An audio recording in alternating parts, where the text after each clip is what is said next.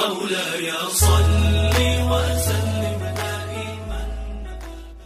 حکومت کی سڑکوں پر نکل کر یہ بولیاں بولتے نظر آئے ہیں اقوام عالم کو، میرا جسم میری مرضی، ہاں میں بد چلن ہوں، کھانا خود بنا لو.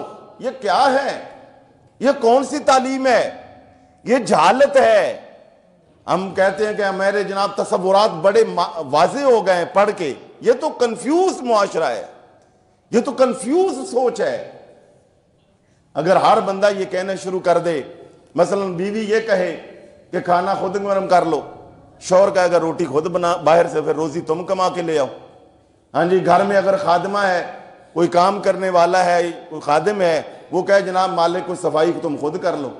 انجینئر سے بات کرو، وہ کہے گا جناب آپ ڈیزائننگ خود کر لیں. ڈاکٹر اگر کہہ دے جناب آپ علاج خود کر لیں. علماء کہیں آپ جمعہ، نماز اصلاح اور تبلیغ کا کام آپ خود کر لو. راج اور مزدور مستری اگر یہ کہے کہ جناب آپ مکانات خود تعمیر کر لو. ڈرائیور کہے گاڑی تم خود چلا لو. یہ تو کیا ٹیچر کہے جناب بچے خود پڑھا لو.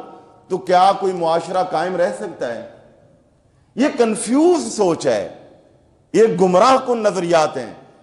معاشرہ باہمی معاونت کا تقاضا کرتا ہے. معاشرے اور گھر جو ہیں یہ ایک دوسرے سے باہمی تعاون سے چلتے ہیں. تو اس طرح کی سوچ کی وجہ کیا ہے؟ یہ کہنا میرا جسم میری مرضی. یہ اب اگر یہ باتیں ہم جتنا بھی چھپائیں یہ چھپ نہیں سکتی. یہ میڈیا کے ذریعے، سوشل میڈیا کے ذریعے، اخبارات کے ذریعے گھر گھر میں پہنچ چکی ہیں، بچے بچے تک پہنچ چکی ہیں. مگر یہ اگر کوئی یہ کہے کہ میرا جسم میری مرضی، بالفرض ایک آدمی مرد ہوتے ہوئے یہ کہے میرا جسم میری مرضی، تو وہ اپنی مرضی دکھائے نا کہ بھی بحیثیت مرد آپ مطمئن نہیں آپ عورت بن جاؤ.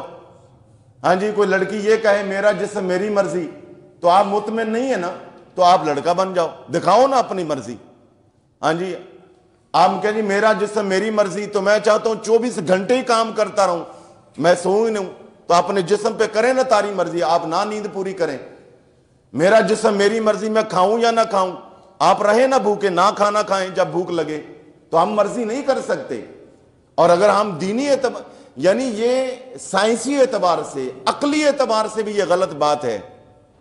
اور یہ اچھا اگر میرا جسم میری مرضی، نہ ہم اپنی مرضی سے دنیا میں آئے ہیں، نہ ہی ہم اپنی مرضی سے دنیا سے جانے والے ہیں.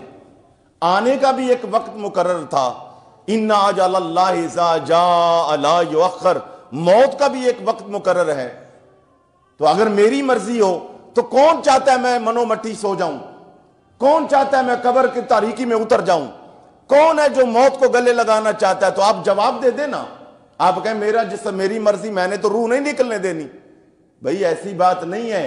یہ جسم میرا ہے مگر اس پر مرضی اللہ کی چلے گی. یہ جسم میرا اور آپ کا ہے، اس پہ مرضی مدینے والے کی چلے گی.